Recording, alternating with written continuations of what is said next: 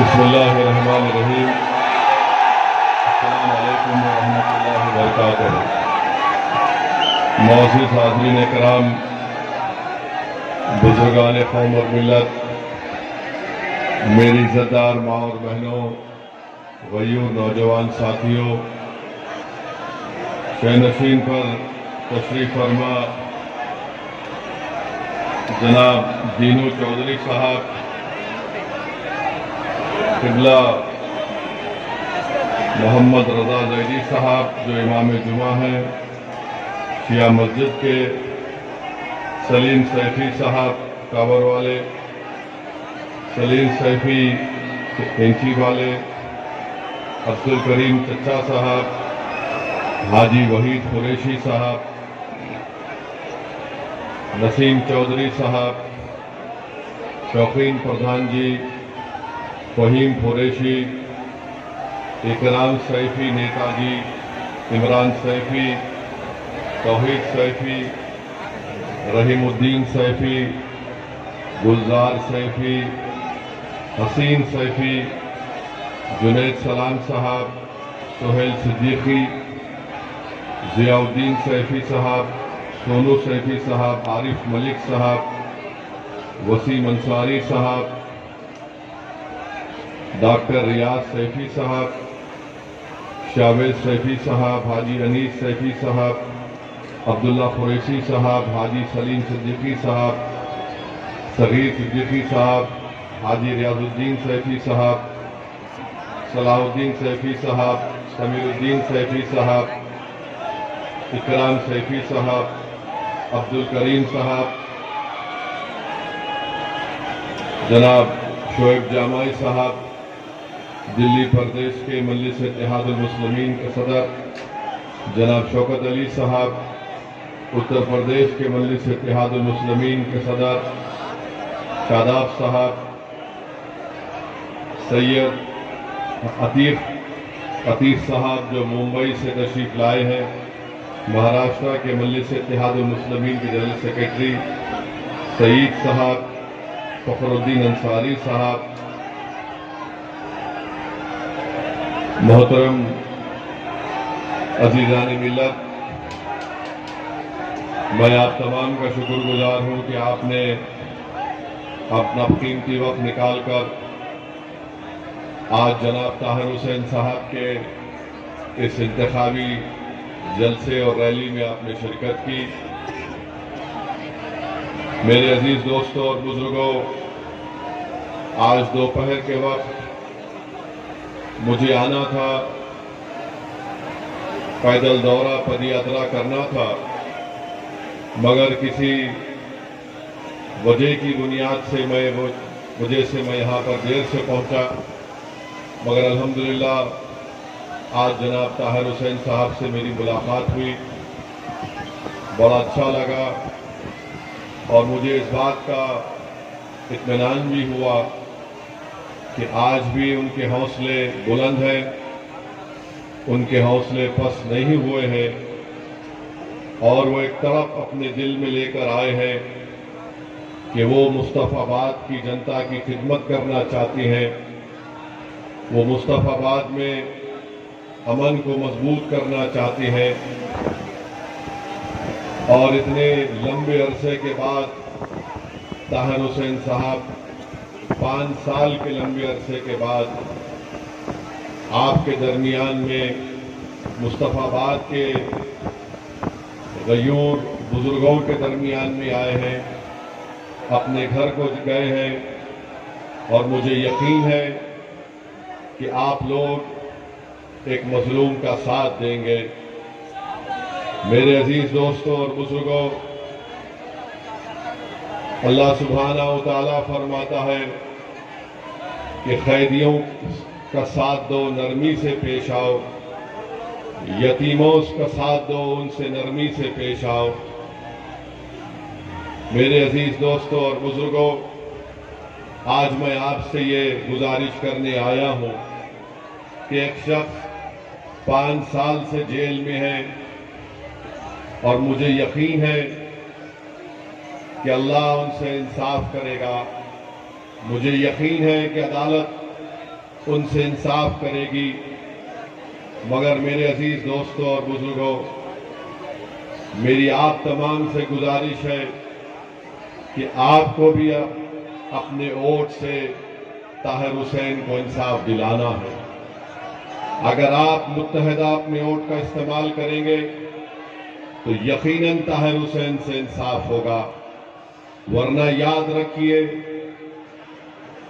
अगर कोई ये समझ रहा है कि ताहिर हुसैन 5 साल के बाद जेल से निकला है और मुखालिफीन ताहिर हुसैन ये कह रहे हैं कि ताहिर हुसैन के पास जितनी दौलत हमारे पास है उसके पास नहीं है, मुखालिफीन जो ताहिर हुसैन की कामयाबी को रोकने के लिए ये बात कह रहे हैं, तो मैं आपको ये पैगाम देना चाहता हूं कि अगर आज ताहिर हुसैन नहीं जीतेगा तो कल कोई नौजवान अपना सीना तान कर आगे आकर आपकी इज्जतों की हिफाजत नहीं कर पाएगा। ताहिर हुसैन जेल में इसलिए है क्योंकि उसने उन तमाम ताकतों के मंसूबों पर पानी फेर दिया जो अमन के दुश्मन थे, और ताहिर हुसैन उस नाजुक वक्त में अपनी जान की परवाह किए बगैर, अपने परिवार की परवाह किए बगैर, अपने ज़ईफ बाप, अपनी बीवी की परवाह किए बगैर वो आपके लिए आगे बढ़कर अपने आप को पेश किया। तो मेरे अजीज दोस्तों और बुजुर्गों, ये इलेक्शन तो सिर्फ 3-4 दिन में खत्म हो जाएगा, मगर याद रखिए उन लोगों को कामयाब होने मत दीजिए जो मंसूबे बनाते हैं आपको तबाह बर्बाद करने के लिए। आप उस पार्टी को अपना वोट मत दीजिए जिसने अपने ही पार्टी के एक शख्स पर जब जेल में डाला गया तो उससे अपना गिरबान छुड़ा दिया। आप उस पार्टी के उम्मीदवार को वोट मत दीजिए जो ताहिर हुसैन को दंगाई कहते हैं, जो शिफा को दंगाई कहते हैं और ये कहते हैं कि इनको वोट मत दो क्योंकि ये जेल से आए हैं। मेरे अजीज दोस्तों, मेरी इज्जतदार मां और बहनों, ताहिर हुसैन जेल में जरूर गए हैं, मगर क्या केजरीवाल शराब के मामले में जेल को नहीं गए? क्या केजरीवाल पर ताहिर हुसैन की तरह भी संगीन फौजदारी के दफात लगाए गए? कैसे सिसोदिया 15 महीने जेल में है और यही सिसोदिया की विधानसभा में तबलीगी जमात का मरकज है। मैं मुस्तफाबाद की जनता को, ओखला की आवाम को और दिल्ली की आवाम को बताना चाह रहा हूं, यही आम आदमी पार्टी की सरकार ने जब कोविड के वक्त एक झूठा इल्जाम तबलीगी जमात पर लगाया तो इसी केजरीवाल की सरकार ने तबलीगी जमात के खिलाफ एक FIR रजिस्टर करवाया था। मैं याद दिलाना चाहता हूं, जब पूरा देश और दिल्ली कोविड में हर कोई परेशान था तो यही केजरीवाल की सरकार हर रात में एक फिगर देती थी कि इतने दिल्ली में इतने लोगों को कोविड पॉजिटिव हुआ, इतने अस्पताल में गए। उस लिस्ट के नीचे लिखा जाता था मरकज में इतने लोग कोविड की वजह से उनको शिकार हो गए। ये आपको फैसला करना है, खासतौर से मुस्तफाबाद ओखला की आवाम को, कि जिस आम आदमी पार्टी ने तबलीगी जमात के ऊपर FIR दर्ज करा के मरने वालों की वजह से कोविड देश में फैला है, जो बाद में अदालत ने कहा है कि सरासर झूठ है, मगर ये केजरीवाल की सरकार थी। जब 5 तारीख को वोट डालने जाएंगे तो याद रखो, जिसने तुम्हारे खिलाफ नफरत की दीवार और आंधी को खड़ा किया, क्या तुम उसको वोट दोगे जो इल्जाम झूठा साबित हुआ? मैं जानता हूं कितना जुल्म हुआ, मैं जानता हूं कि कितने लोग मरकज में फंसे हुए थे। मेरे ही हैदराबाद से कई लोग यहां पर फंसे हुए थे। किस तरह से उनको अज़ियतें दी गई, किस तरह से उनको परेशान किया गया, उनके साथ उनके घर वाले थे, उनकी बेटी और बीवी थी, किस तरह उनको ताने मारे जाते थे, किस तरह उनको गालियां दी जाती थी।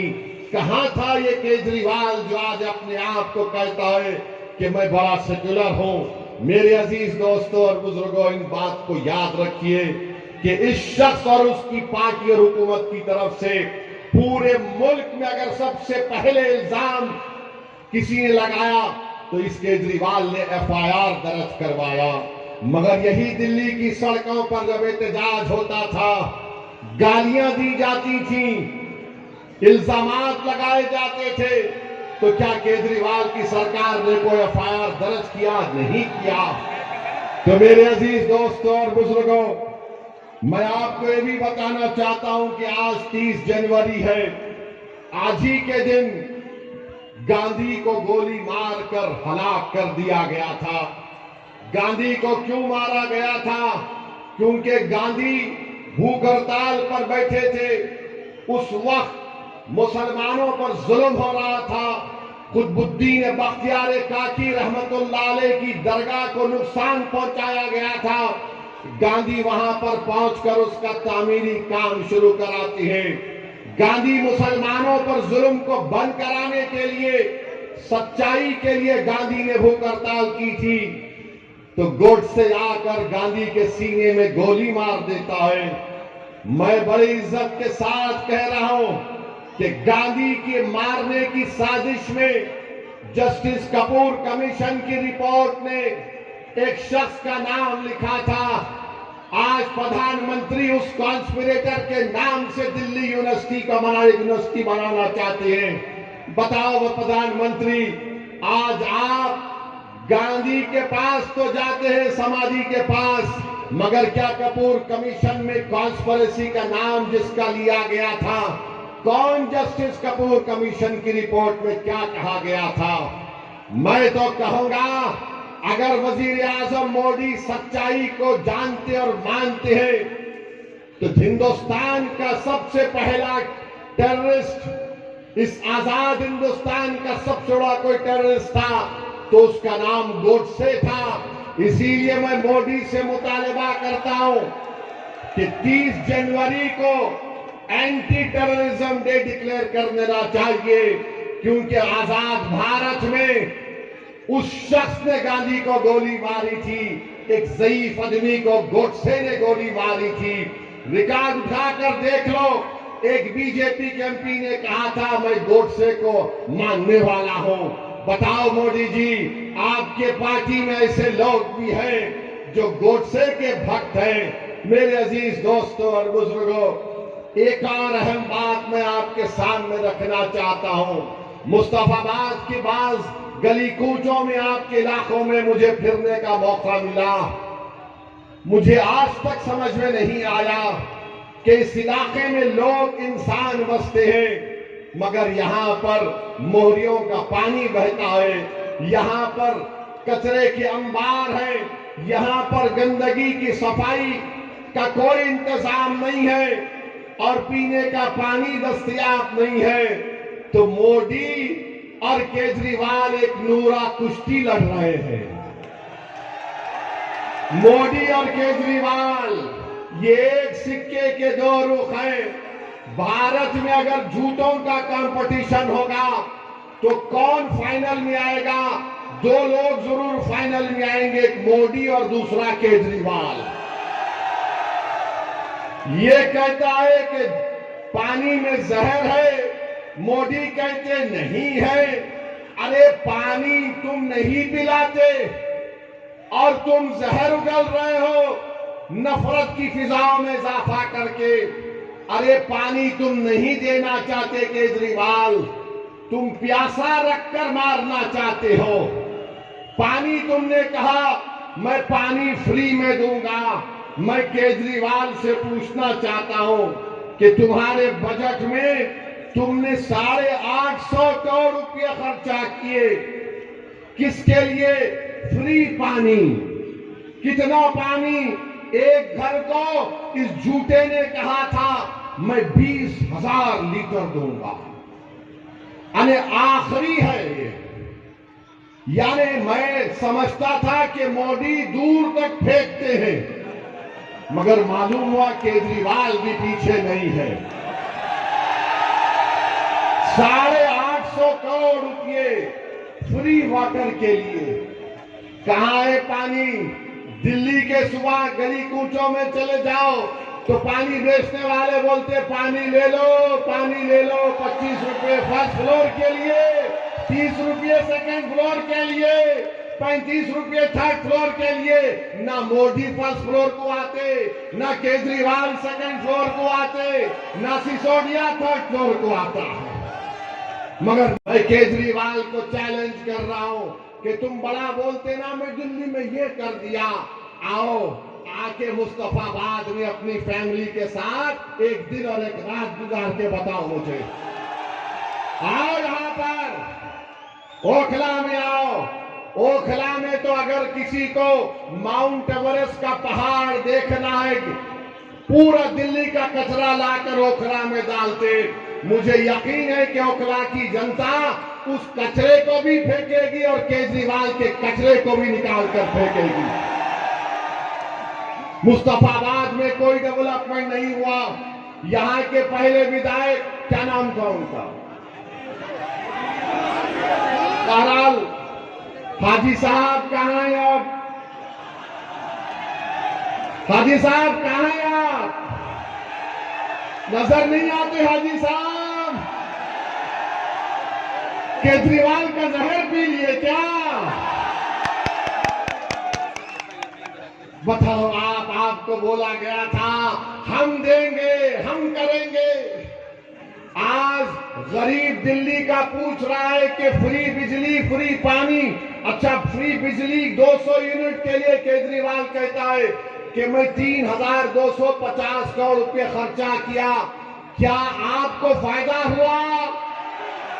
नहीं, जोर से बोलिए, आपको फायदा हुआ? कितनों के पास बड़ा बड़ा बिल आ जाता है हजारों रुपए का। ये झूठा बोलता है नहीं नहीं, हम तो फ्री बिजली, फ्री पानी। अब ये केजरीवाल बोल रहा है कि मैं अगर जीत गया खुदा ना खास्ता तो एक एक महिला को 2100 रुपये दूंगा। 2100 रुपये। तो दूसरे मोदी जी बोले हाँ, मुझसे ज्यादा तू फेंक रहा हो। तो मोदी जी ने कहा मैं आया तो 2500 रुपये दूंगा। ऐसा दिख रहा है कि इनके अब्बा का लंगर है, लूट के लेके जाओ, लूट के लेके जाओ। पैसा झाड़ पे उड़ रहा है ना मोदी जी और केजरीवाल, झाड़ पे लगे तोड़ ले, तू ले, तू ले, तू ले। अब वो बेचारा गरीब, ओ 2500 10 साल से आपको झूठ बोला जा रहा है और मोदी जी भी 10 साल से झूठ बोल रहे हैं। वो 15 लाख अकाउंट में नहीं आए, वो 2 करोड़ नौकरियां नहीं आई। ये इनके वादे, फ्री पानी, फ्री बिजली। मुस्तफा बोलते दिल्ली में, केजरीवाल बोलता है कि मैंने स्कूल बनाया। आओ मुस्तफाबाद में, मैं देखना चाह रहा हूं कौन सा स्कूल तुमने बनाया, बताओ हमको। डिस्पेंसरी बना दी। अरे कहां बनाया? यहां पर तो लोग रोज बीमार पड़ते हैं। मैं खुद अपनी आंखों से देखा कितनी गंदगी है यहां पर।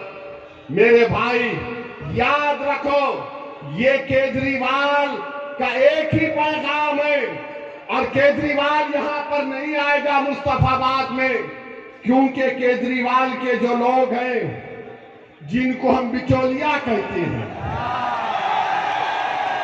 जिनको बेचवान कहते हैं, ये कहेंगे कि पप्पा जी आप मत आइए, डैडी आप मत आइए।